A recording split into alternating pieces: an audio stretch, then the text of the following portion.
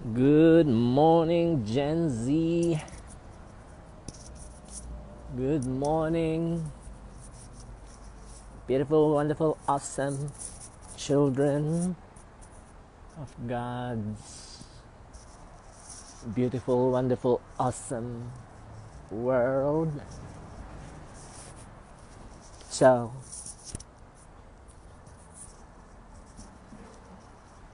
the whole world is dominated by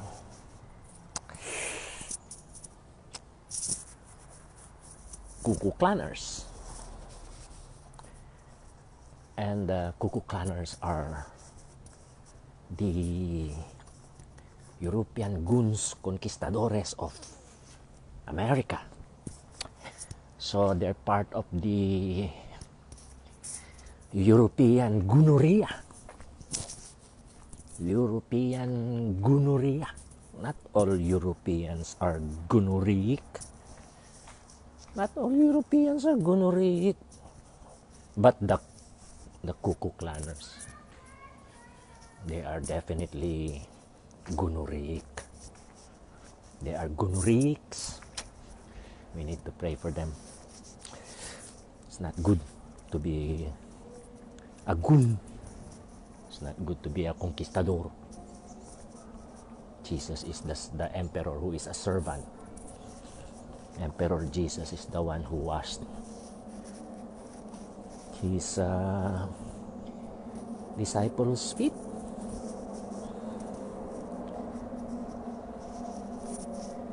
He's the servant. That's the true leader.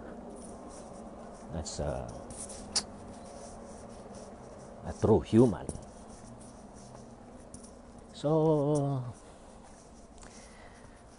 yeah, don't be gonorrheic. Now it's hard because if you come out of her, meaning in our context, in the book of Revelation, her is the vile woman, the bad woman. In our context, here in the beautiful United States of America, come out of the gonorrhea. Come out of the gonorrhea. Don't be gonorrheic. Choose Emperor Jesus. But then if you choose Emperor Jesus, you need to suffer with God's true people. Because until Jesus returns, there will always be beasts, and false prophets, and vile women. Those three enemies of God in the book of Revelation: the beast, the false prophet, and the vile woman, the evil woman. Vile and evil woman. It's like Scrabble. Okay, so there will always be beasts anywhere you live in the world. There's a cuckoo monster anywhere you go. The big cuckoo monster is here in America. The worst. But maybe his boyfriend Russian doll, I cannot call them by their names. It's not my fault. So I have to, what can I do? I cannot stress myself, overwork my brain thinking about, what should I call that person whose name I cannot mention, otherwise they'll deport me and send me to San Leandro. And not San Leandro. San Leandro is just here. El Salvador.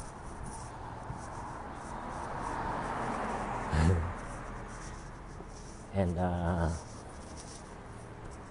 etc., etc. So I cannot. So I just. I don't want to stress my brain. Don't stress your brain. Cuckoo Monster and Russian Doll, they are boyfriends. If you are a guy and you have a boyfriend, I'm not gonna judge you.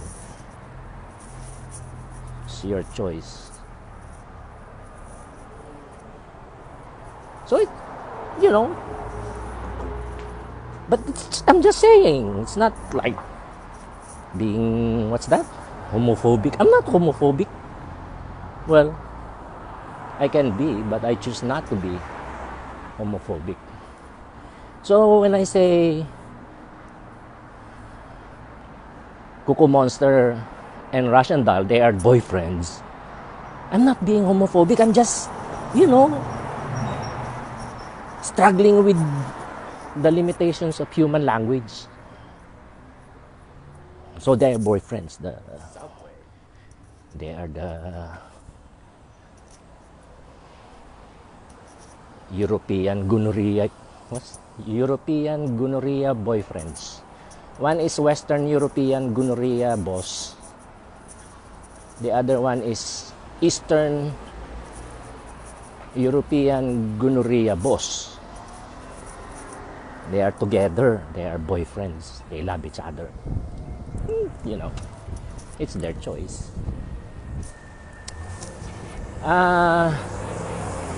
So there's a global European gonorrhea. They dominate the whole world.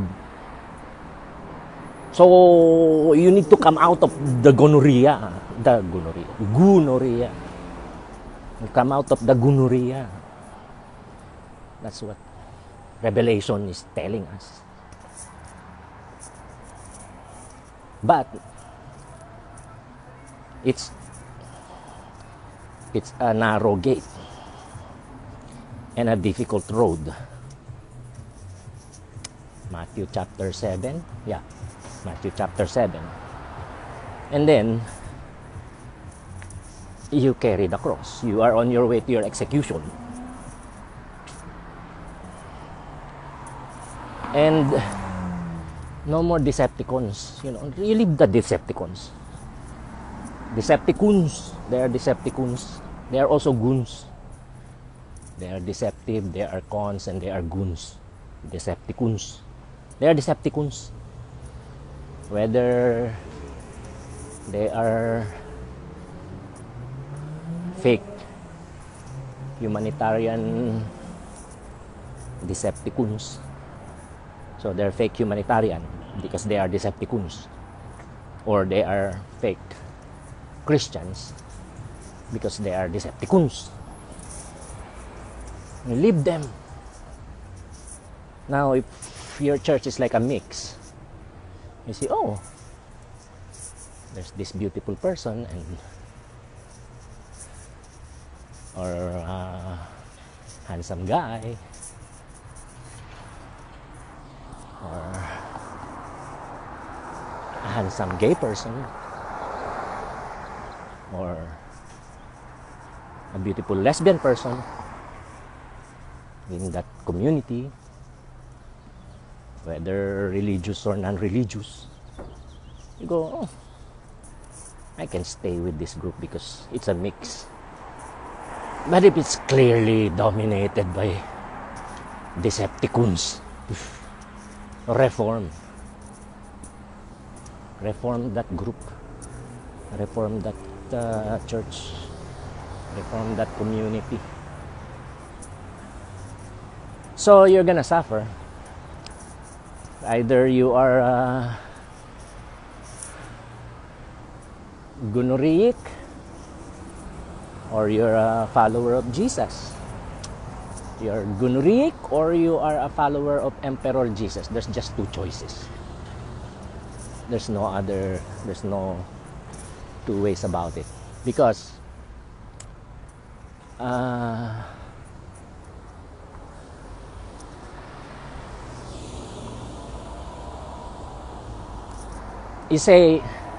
if you say Because there's just two roads. Jesus said there's just two roads. Right? The wide gate and the easy road without the cross. That's the easy way. That's one way. The other way is the Jesus way. It's a narrow gate, difficult road. You carry the cross. You're on your way to your execution. You are following Emperor Jesus, and you are suffering with the true people of God. That's just two. So if you are, I don't want to be gonorrheic, but I also don't want to be a follower of Jesus. I don't like. So Jesus also said there in the Sermon on the Mount, you cannot serve two masters. You either serve God or mammon. Mammon is wealth.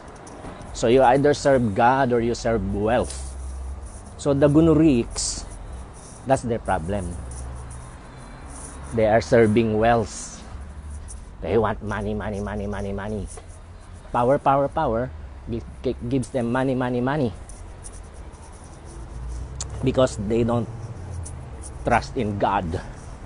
So they are the gods of themselves. So you say, I don't want to be gonorrheic, but I also don't want to be a follower of Jesus. Being gonorrheic, and again, there's not just European gonorrheic, okay? There's also the Chinese Communist Party gonorrheic. Chinese Communist Party gonorrhea. There's also the North Korean gonorrhea, and the Iranian gonorrhea. All kinds of gonorrhea. Saudi Arabian gonorrhea. Filipino gonorrhea. There's also gonorrhea in the Philippines. We're not immune to gonorrhea. Gonorrhea, yeah. It's all over the world. It's just who dominates them all. Who's the most powerful gonorrhea of them, of all the gonorrheas of the world. So the most powerful, the worst, the most powerful gonorrhea in the whole wide world is the Ku Klux Klan of America. The European gonorrhea conquest. You're gonorrheic. It's gonna come out. You're gonna be able to notice yourself. You're gonna be able to observe yourself. That is a symptom of gonorrhea that I am manifesting. Good morning, Kuya. Good morning. So, choose Jesus. Suffer with God's true people. Don't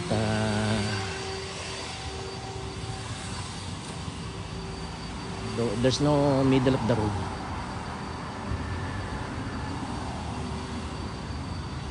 There's no middle of the road. Even Jesus, right?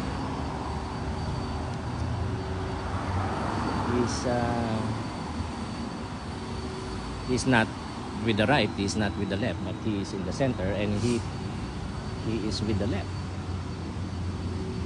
So it's not with both the right and the left. And we're talking about the true right and the true left again. We're not talking about. Yeah, so practically you will identify as a follower of Jesus. That's the only way. That's why Jesus is the way, the truth, the light. No one can have a relationship with God the Father without Jesus. No one can receive the gift, the person of the Holy Spirit without Jesus. It's the only way. So the only way out of the only way to be healed of gonorrhea is to be united to Jesus by faith, because He is the new humanity. We are all old humanity. The only way for us to be, whether you are in the left or the right, we are all gunuric. So that's why when the left becomes the right, then they're gonna be oppressors also and abusers. If ever the persons of color in America becomes united and we're gonna become the majority. So, but the question is, are we gonna unite? So if the persons of colors unite and there is no healing of the wounds of bitterness and resentment, anger and abuse, etc., oh, that's gonna be hell on earth. When the abused becomes the abuser, it's hell on earth. Because we all have gonorrhea, but I don't have European gonorrhea. I have Filipino gonorrhea. So I surrender to Jesus, because only Jesus can heal me of my gonorrhea. Okay? And then I identify with Jesus, and the requirement is I have to carry the cross. I have to be on my way to execution, because people who don't want to get healed of gonorrhea, they will persecute me. They will hate me. And because I will serve their victims. I will serve as a follower of Jesus. I will be with other repentant believers, repentant Christians, repentant followers of Jesus, who will follow Jesus and serve the victims of the gonorrhea people. I'm gonna serve the left. So I'm on my way to my execution. The right, conservative, which in America means those who want to conserve their European gonorrhea conquistadores empire in America. Yeah, so I'm their enemy. And if you become a follower of Jesus, you'll become their enemy. That's the hard road, okay? So I gotta go, blah blah blah, a lot of blah blah blah again. Hopefully we'll get more help and definition. Read the Sermon on the Mount, Matthew chapter 5 to Matthew chapter 7, and read it in the context of the Roman gonorrhea and now the European gonorrhea. All right, bye. Love you all.